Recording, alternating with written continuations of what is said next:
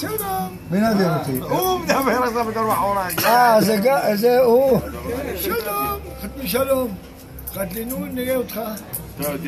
זה אני, קראתי אברהם בן יעקב, זועזו, זה, אומרת לי, יפה, באמת יפה.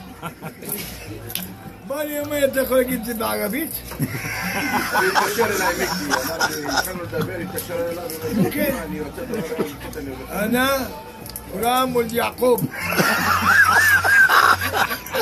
נסע.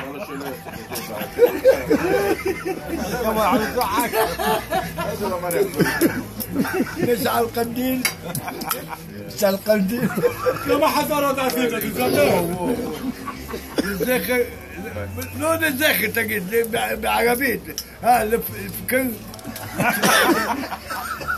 לא טוב, תתאמן, תרשום את זה, תתאמן, עוד 10 דקות תחזור אליך.